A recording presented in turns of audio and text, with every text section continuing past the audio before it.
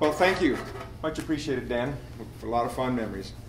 And so that is the topic. I have the privilege of talking to you about some very upbeat topics. Woo! Anxiety, depression, and shame. And I didn't say this yesterday, but I want to tell you why I'm really passionate about talking about this. And it's 2 reasons. This way, as we come alongside the harassed and helpless, we're going to run into this. Maybe you already have, and if not, you will. And this as well.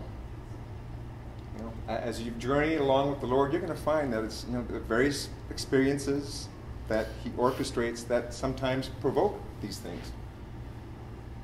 Then what? What do you do with this? And I want to simply share, if I can sum up all that I'm going to say today, it's one word that I've learned about these 3 things. Friends. Friends to cherish, friends to tune into, friends to befriend, as opposed to problems to overcome or get rid of. Friends, and you're probably wondering, what is this guy smoking? But let me put it this way. If you look at these 3 things through the lens of modern psychotherapy, they would say that these are expressions of psychopathology. And if you're not familiar with that word, a dictionary will tell you that it has something to do with the study of mental disorders. Now, I don't like that definition. I find it adds a lot of stigma and shame to these friends that already carry a lot of stigma and shame. What I find more particularly helpful is the etymology of that word. It's made up of 3 different words: psyche, which is soul; pathos, which is suffering; and logos, word. So essentially that word means the words of the suffering soul. Which then raises the question, well, how do you tune into the words of our suffering soul?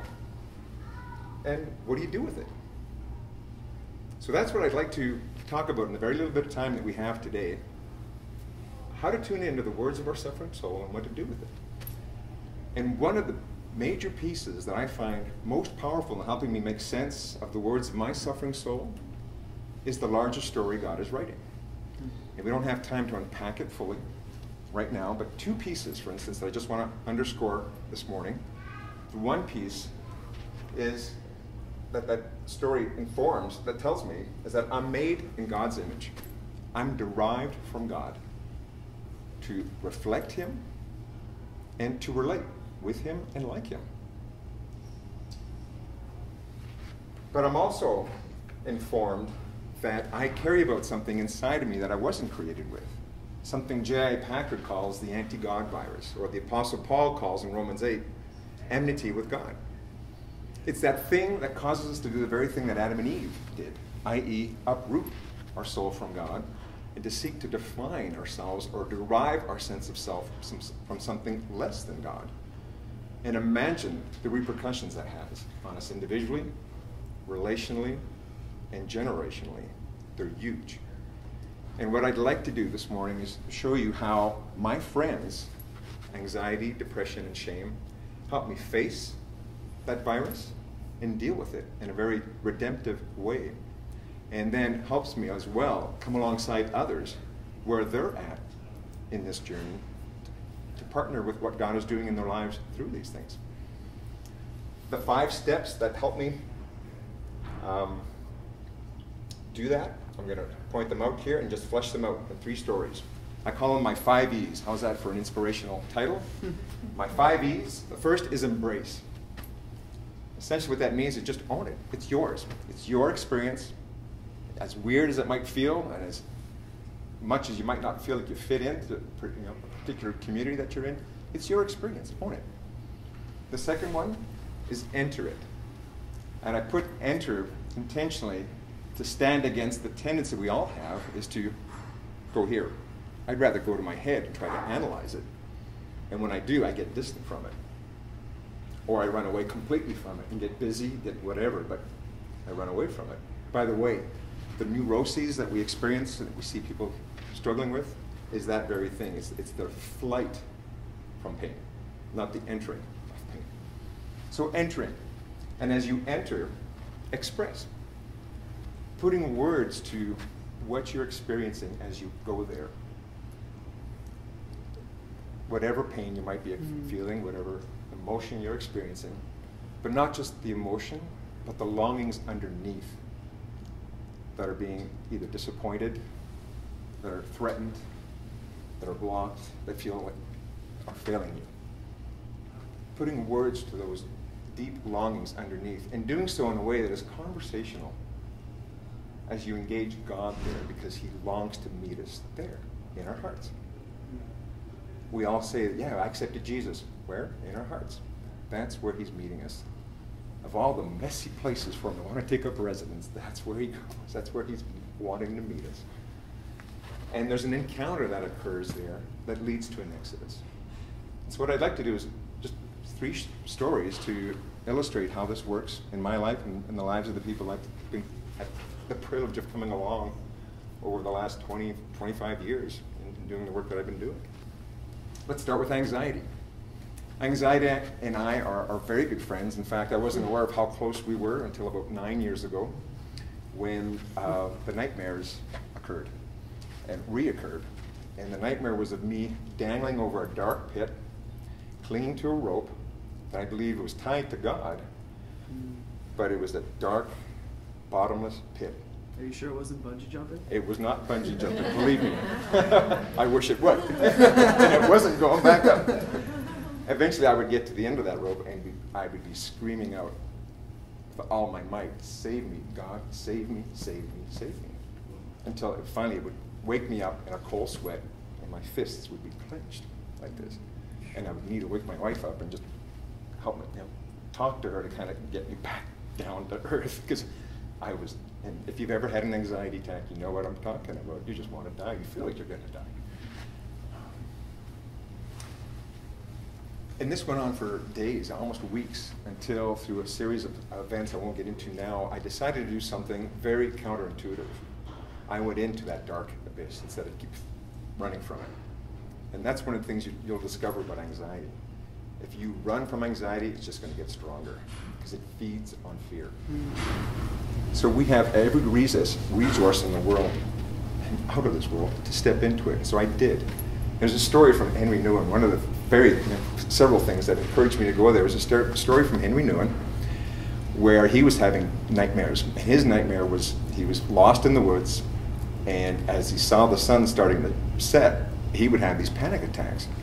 The idea of being lost in the woods at night just terrified him deeply, and so he would start running towards the sun and would wake up exhausted.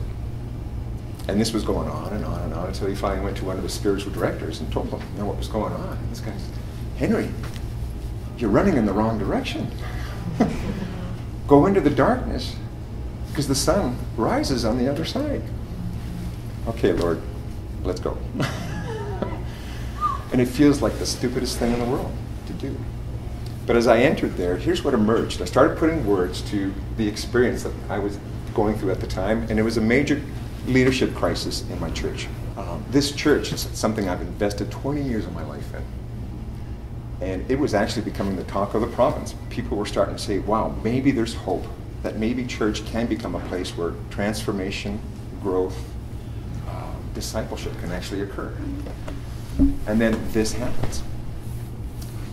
And again, not just staying there, I went underneath it. I started putting words to the longings that were there. My hope was that this church was going to become a home for me, a place to belong, a place where I was going to matter and grow old with my brothers and sisters and watch our kids grow up growing old together, etc., etc. A place where I was going to be known, I was going to matter, encouraged, all good things. But something happened in that process where I lost myself and became so entwined in the church, where for that church to be threatened by this leadership crisis was to threaten my very existence. Mm-hmm. And that's when I could start to hear God and the Word start to speak into what was going on here. Ron, I'm your anchor. I'm your rock. I'm your refuge. Mm-hmm. I know you. I see you. I care. You matter to me. I have you inscribed on the palm of my hand. That was a major turning point for me, because my friend anxiety started doing 3 things for me. It started waking me, weaning me, and wooing me. My friend anxiety was waking me up to the fact that I started to anchor my soul in something less than God. That virus was infecting me. And it's so insidious. Insidious. Is that how you pronounce that in English? Insidious. Insidious. Thank you. It's so insidious. It just happened so subtly. But there it was. I was anchored in his bride, not in him. And that anxiety was waking me up. Ron, you have every reason in the world to be anxious if your life depends on something so uncertain and so unpredictable as a church, as a ministry, as a marriage. You name it. Anything less than God will be that. Good things. But my goodness, not something we're made to have our soul be anchored in. So it was waking me up to that reality. And then the pain, weaning me from it. We don't like change. But when the pain of status quo gets as painful as it was, you want to change.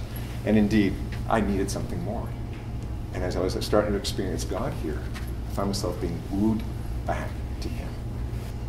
And the strangest thing started happening. I found love, compassion rising up in me for my fellow leaders and people in this church that were hurting from this crisis. Where does that come from? Anchored back in the vine. Life starts to flow again. That's my friend anxiety. I'd like to talk to you about my friend depression now.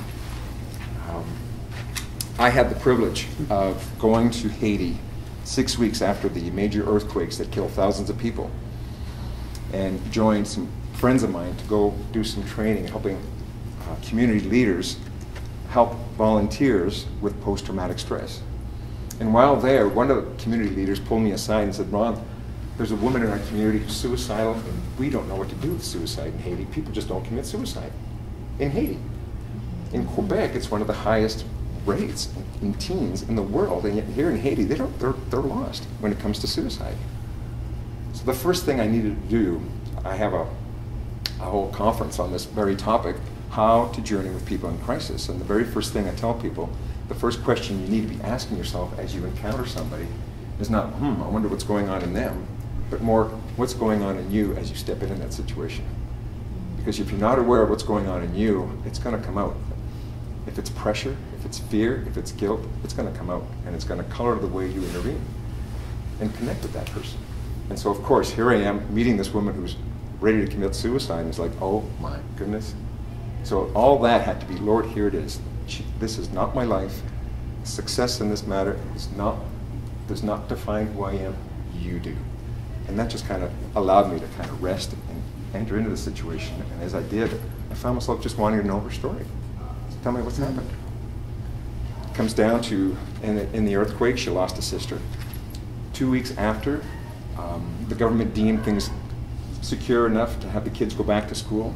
It had been raining 4 days previous to that, and Monday morning, mudslide. Wipes out half of the school that her daughter is attending, her one and only child, 9 years old. And when that happens, she says, screw it, I'm done, I'm throwing in the towel, no more of this life.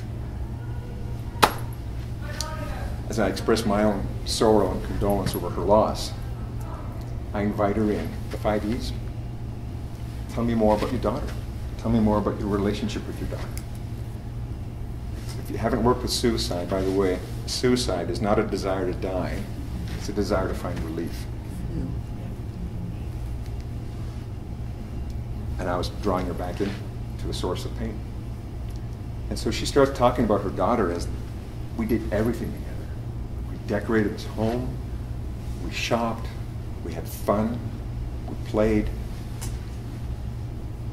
We even slept together. My husband would be traveling around, and so we would even sleep together. And as she's unpacking this, all of a sudden these warm, tender tears start flowing in her beautiful cheeks. And I ask her, can you put words to those tears? Express. Can you put words to those tears? And she goes, I can't believe I did that. Did what? I can't believe I put the weight of my soul on my little girl's shoulders. She should never have been the center of my universe. But I did that. And here, I don't know if you can hear, but here she was, believer, She was being woken up in her pain, weaned from the reality of having built her life on her little girl's shoulders, and moved back into the arms of her Savior. And about 3 or 4 minutes into this conversation after this point, here's what she says.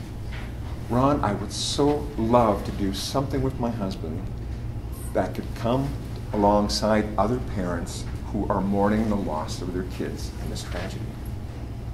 This is all in the span of about 40 minutes. Amazing. Here's this woman who wants to take away her life. She goes into the words of her suffering soul, through these 5 E's, if you will, encounters Christ there in a way that allows her to get anchored back into Him, where she can now mourn deeply and love freely. And by the way, when I talk of depression here as my friend, I'm talking about circumstantial and relational depression. I'm not talking about depression triggered by hormonal or physiological situations or genetic triggers, okay? Big distinction, big important distinction there. So that's my friend depression. Let me talk to you now and end with this, my friend shame. And by introducing you to Rick. When I first met Rick, he couldn't look at me. He was so riddled with shame, he could barely talk. But what finally triggered him to come to see me was that he was caught one more time, again, shoplifting. And feeling so ashamed and expecting me to kind of get on his case and, what are you doing, kind of thing. And I just, Rick, I'd love to hear what goes on inside of you as you, just before you walk into a store. Take me back a day before, or take me back a couple of hours or a couple of minutes before you do that. What triggers that urge to go in there and steal something? He goes, it's my insecurity with money. Do I have what it takes to provide for my family, my wife? I'm not sure. I bathe in that insecurity. Here, by the way, you're seeing my friend shame team up with anxiety. They like working together oftentimes, these two. And so as he's putting words to the anxiety and the uncertainty of being able to be a provider for his family, I think in images, and I'm listening to a story, and I said, Rick, there's this image that comes to mind as I'm listening to you. It's the image of a man in a boat, dying of thirst, and he's in the middle of the ocean, surrounded with water, but not a drop to drink. But in spite of yourself, you go down and you take a drink anyway, because you're dying of thirst. You need something desperate to soothe that thirst. And it just makes it worse, doesn't it? He says, yeah, now I'm anxious about having a criminal record and being put in jail. Just makes it worse. I wonder, what would it be like for you if that boat was on a body of fresh drinking water? Oh, man. Wonderful. I know, I'm thinking out loud with you here. Just bear with me for a minute. But you mentioned, as I took some information down in our interview, that you went to the Greek Orthodox Church with your parents as a kid. I'm wondering if it might be worth revisiting your understanding of who God is to see if He might be the water you're looking for. Just a thought. And he's, interesting idea. Tell me more. So I get into John 4 with him. And this just goes way over his head. Okay. So we ended there and said, hey, let's pick it up next week. So we get back together next week. But something's different, Rick. There's less shame and more urgency. We need to talk. Ron, we need to talk. I said, oh, what's up? Well, here I was. He's a chef. He was working away in his kitchen, minding his own business. I wasn't thinking at all about our conversation. And as I'm working there, doing my thing, there's a sense that somebody appears beside me. I don't know who this person is, but I look at him, and you know those pictures you see of Jesus? He looked like this Jesus guy that you see in these pictures. And all he does, he looks at me and says, Rick, I'm the water you're looking for. What? He goes, what was that? I don't know. Could it have been Jesus? I don't know. I know it's kind of dramatic. This doesn't happen every day. But long story short, he comes to accept Christ and some major changes start occurring in his life. He's starting to experience the water he's looking for. A couple of weeks later, his wife comes in. We need to talk. She sits down and just breaks down. He says, thank you for giving me my husband back. He says, honey, this is what this has been about for years. I told you, and this is her words, I told you I'm not your Madonna. You hear what's going on there? Just the pressure he's been putting on her to meet needs in him that only Christ can meet. And she's been collapsing under that weight, and her way to deal with that has been to go shopping. And so when she would go shopping, it would trigger his anxiety, and he would go want to shoplift. So here they are coming back together as they both enter into the words of their suffering soul and encountering Christ there. So those are my friends: anxiety, depression, and shame. 3 friends that help wake me up to my need, my thirst for Christ, that wean me from my tendency to want to look for that elsewhere, to deal with the virus inside of us all, and that woos me back to into his arms. And it's also a friend that helps me do this. This quote from Alistair McIntyre. Whoops, I'll put it up here. He says, the church, and I like putting here the Christians. Christians, or the church is a sleeping giant. Today's evangelicals or Christians will be tomorrow's non-evangelicals if we don't get talking about the deep issues of the soul and how God invades that and calls us up into his reality, where he wants to meet us. And so this is why I love talking about this, to equip us to be able to come alongside the harassed and the helpless, and to see, you know what, they're just like us.